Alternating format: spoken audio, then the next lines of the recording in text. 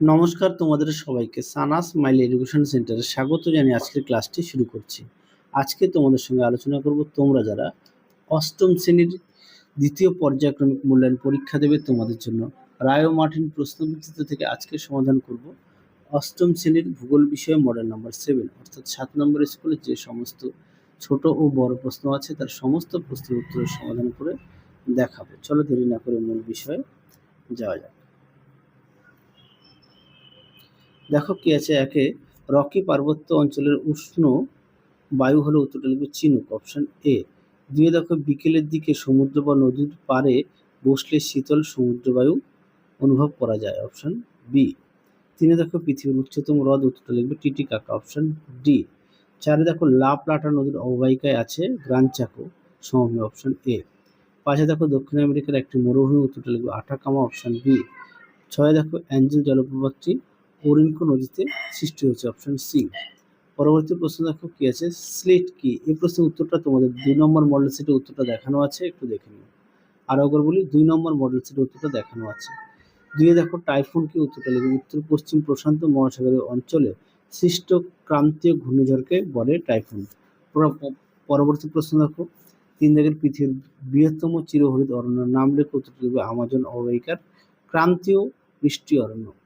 পরবর্তী দেখো 4 দাগের পৃথিবীর দীর্ঘতম ভঙ্গিল পর্বতমালার নাম কি? উত্তরটা লিখবে আন্দিজ। পরবর্তী প্রশ্ন দেখো কি আছে, উত্তর আমেরিকায় একটি প্রাচীন ভঙ্গিল পর্বতমালার নাম লেখো, উত্তরটা লিখবে অ্যাপোলোসিয়ান পর্বতমালা। দেখো উত্তর। পরবর্তী প্রশ্ন দেখো 3 দাগের একের আয়তনে পৃথিবীর তৃতীয় বৃহত্তম মহাদেশ হলো, উত্তরটা লিখবে উত্তর আমেরিকা। তারপর পরবর্তী দেখো নায়াগ্রা জলপ্রপাত ড্যাশ নদীর উপর সৃষ্টি হয়েছে, উত্তরটা লিখবে সেন্ট লরেন্স। তিনে দেখো শিকাগোকে পৃথিবীর কষাইখানা বলে।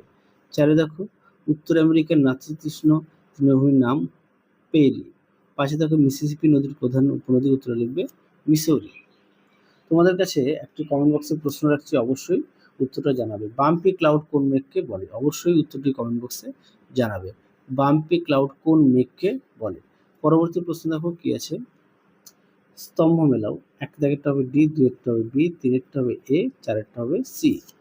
পরবর্তী প্রশ্ন দেখো কি আছে, পরবর্তী প্রশ্ন হচ্ছে 5-এর একের আপেক্ষিক আর্দ্রতা বলতে কি বোঝো? দেখো উত্তর। দেখো প্রশ্ন উত্তরটি আপেক্ষিক আর্দ্রতা এখান থেকে এই পর্যন্ত লিখবে। পাঠ্য বইয়ের পৃষ্ঠা নম্বর হচ্ছে 46। পরবর্তী দেখো পার্থক্য লেখো শিশির ও কুয়াশা, উত্তরটি দেখো। দেখো প্রশ্ন উত্তর সুন্দর করে দেওয়া আছে, তোমরা অবশ্যই পড়ে নিয়ে লিখবে। দেখে নাও, যদি পারো খাতা লিখে নিয়ে পড়বে। শিশির ও কুয়াশা অবশ্যই বিষয়গুলো উল্লেখ করবে। পরবর্তী প্রশ্ন দেখো 3 দাগের কানাডীয় শিল্ড অঞ্চলে অসংখ্য হ্রদ দেখা যায় কেন? দেখো প্রশ্ন উত্তর।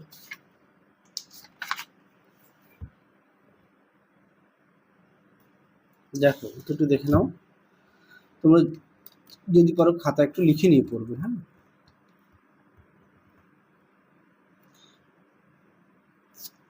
এছাড়া এই প্রশ্নের উত্তরটি পাঠ্য বইয়ের 91 পেজে পেয়ে যাবে। পরবর্তী দেখো 4 দাগের উত্তর আমেরিকা পঞ্চহ্রদ অঞ্চলে 5টি হ্রদের নাম। দেখো পাঠ্য বই থেকে দেখাই পঞ্চহ্রদ। এখানে পঞ্চহ্রদের নাম দেওয়া আছে, তোমরা অবশ্যই পড়ে নিয়ে লিখবে। পাঠ্য বইয়ের পৃষ্ঠা নম্বর 83। হ্যাঁ, যেহেতু পাঠ্য বইয়ে আছে সেই কারণে অতটা ডিটেলস দেখালাম না। পরেটা দেখো 5 দাগের আমাজন নদীর মোহনায় বদ্বীপ সৃষ্টি হয়নি, এর কারণ ব্যাখ্যা করো।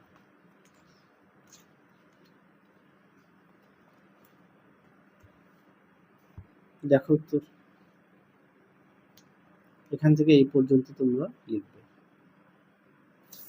পরবর্তী দেখো 22-12 সূত্র, এটা পাঠ্য বইতে 34 পেজে আছে, একটু দেখে নিও, যেহেতু প্রত্যেকের কাছে পাঠ্য বই আছে সেই কারণে দেখালাম না। পরবর্তী দেখো 6-এর প্রশ্নমান 3, এতক্ষণ দেখাচ্ছিল প্রশ্নমান 2।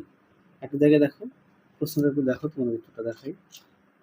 এই প্রশ্নটা আগে সেটা দেখানো আছে। দেখো প্রশ্ন উত্তরটি, প্রশ্নটা একটু দেখে নাও, উত্তরটা দেখো এবার। এই পর্যন্ত লিখবে।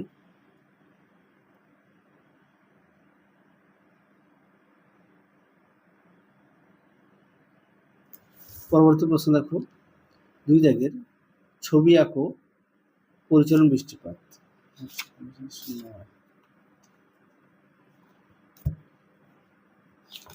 দেখো প্রশ্ন উত্তরটি, এই দেখো পরিচলন বৃষ্টিপাত সম্পর্কে লিখবে আর চিত্রটা আঁকবে। এছাড়াও পাঠ্য বই থেকে পড়ে নিতে পারো। চিত্রটা দেখে নাও, বৈশিষ্ট্য, উদাহরণ দেখো, এই পর্যন্ত উত্তরটা লিখবে। পরবর্তী প্রশ্ন দেখো, 3 দাগে নিরক্ষীয় অঞ্চলে নিম্নচাপ সৃষ্টির কারণগুলি লেখো।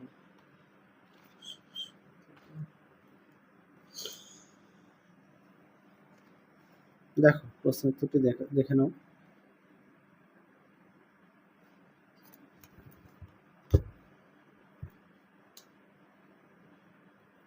এই পর্যন্ত লিখবে।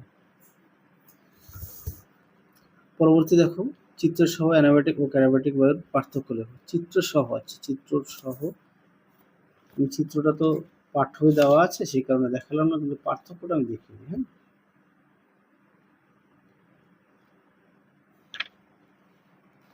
দেখো তুমি চিত্রটা একটু পাঠ্য বই থেকে দেখে নিও। অবশ্যই বিষয় উল্লেখ করবে। পরবর্তী প্রশ্ন দেখো, 5 দাগের, আচ্ছা 5 দাগের প্রশ্ন একটু দেখে নিও, এটা আগে ছিল দেখানো আছে। 7-এর 1-এ দেখো, কানাডার শিল্ড অঞ্চলে শিল্পোন্নতির কারণ লেখো। প্রশ্ন, এই প্রশ্নের মান হচ্ছে 5। হ্যাঁ, এই প্রশ্নের মানগুলো হচ্ছে 5।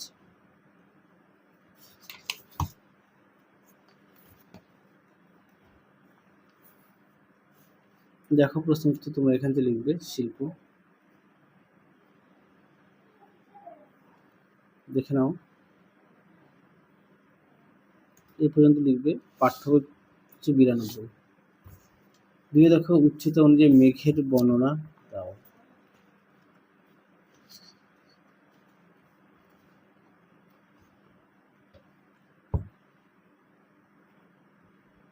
দেখো মেঘের বর্ণনা উচ্চতা অনুযায়ী, দেখে নাও তোমরা এখান থেকে পড়বে।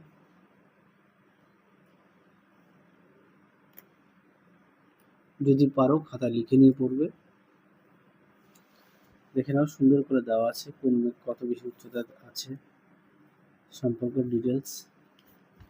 তারপর আবার এখান থেকে লিখবে।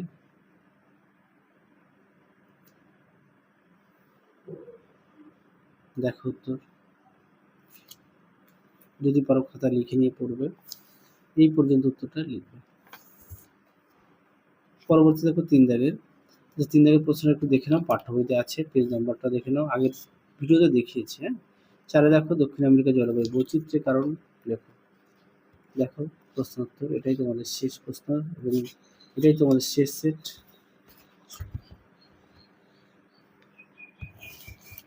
দেখো প্রশ্ন উত্তরটি,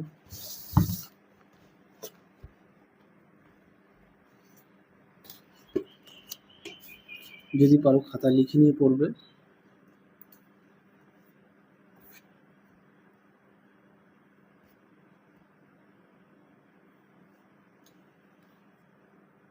দেখো উত্তরের বাকি অংশটুকু।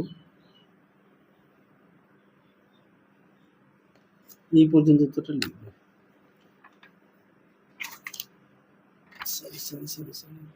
লিখে নাও, এই পর্যন্ত উত্তরটা লিখবে। তাহলে চলো আজকের মতো এখানেই সমাপ্ত করছি। আবার দেখা হবে খুব শীঘ্রই তোমাদের পরবর্তী ভিডিওতে।